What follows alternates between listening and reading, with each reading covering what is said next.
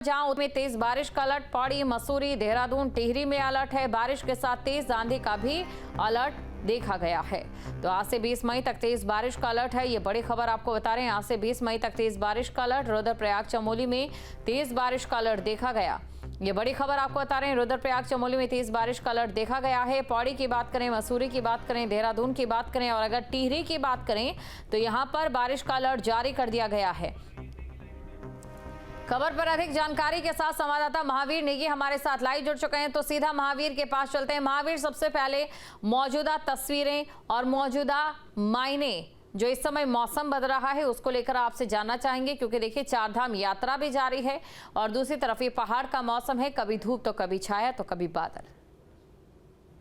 देखिए जाहिर सी बात है, तो पहाड़ का पहाड़ के मौसम पे अगर बात एक तरह से आप कहें, अगर लहजे में कहें तो कहीं ना कहीं विश्वास नहीं किया जा सकता। लेकिन जिस तरह से पिछले कई दिनों से हम देख रहे हैं कि कभी तेज गर्मी दिखाई दे रही है और कभी जो गर्मी का एहसास है तो कहीं बारिश उस मौसम को सुहाना करती नजर आ रही है। और अब जिस तरह से मौसम विभाग ने जो अलर्ट जारी किया है उत्तराखंड के कई जिलों के लिए, तो वह अपने आप में एक कह सकते हैं कि जो मैदानी इलाके हैं वहां पर तो राहत देने वाला काम हो सकता है। लेकिन साथ ही साथ जो चारधाम यात्रा है और उस पर आने वाले यात्री हैं और साथ ही साथ जो पहाड़ का क्षेत्र है वहां पर मुश्किलें जरूर पैदा हो सकती हैं, क्योंकि जिस तरह से लगातार हम पहले ही कहते आए हैं कि उत्तराखंड की जो आजीविका का एक सबसे बड़ा स्रोत है वो चारधाम यात्रा है। तो चारधाम यात्रा को लेकर जिस तरह से लगातार लोग कई महीनों तक तैयारियां करते हैं और ऐसे में अगर मौसम का अलर्ट हो, और क्योंकि लगातार सरकार की तरफ से भी ये चेतावनी जारी की जाती है कि कोई भी यात्री अपनी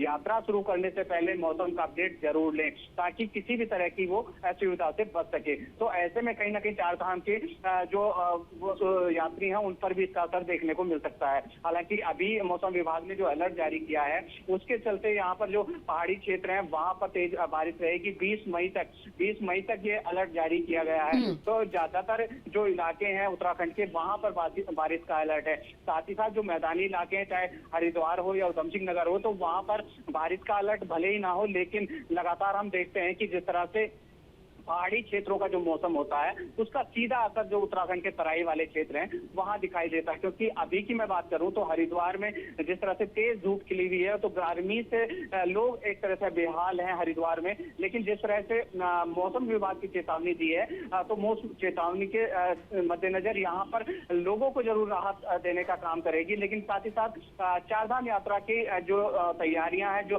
व्यवस्थाएं हैं उसको लेकर चुनौतियां जरूर खड़ी हो सकती हैं। जी बिल्कुल, चुनौतियां जरूर खड़ी हो सकती हैं। और आम नागरिकों को लेकर अगर हम बात करें तो एक बड़ा कारण आम लोगों की परेशानी का यहाँ पर देखा गया है वो है जल भराव, जो हर साल तस्वीरें निकलकर सामने आती है। फिर फर्क नहीं पड़ता कि वो बरसात है या बरसात से पहले जल भराव होता ही है।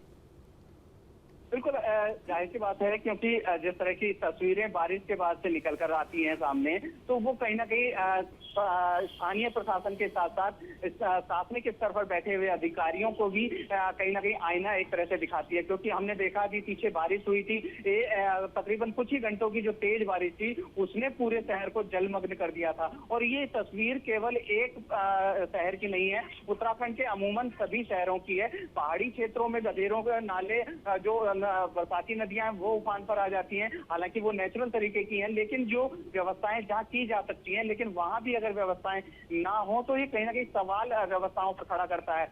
इसके अलावा बात की जाए जो जिस तरह की बारिश का चेतावनी दी गई है तो उसको लेकर शासन स्तर से भी अलर्ट जारी किया गया है। अधिकारियों को अलर्ट रहने के लिए कहा गया है। साथ ही साथ जो तीर्थ यात्री हैं उनके लिए गाइडलाइन जारी की गई है कि वो अपनी यात्रा शुरू करने से पहले जो बारिश का अपडेट है, मौसम का अपडेट है उसे जरूर देख लें। जी शुक्रिया महावीर तमाम जानकारी को दर्शकों तक पहुंचाने के लिए।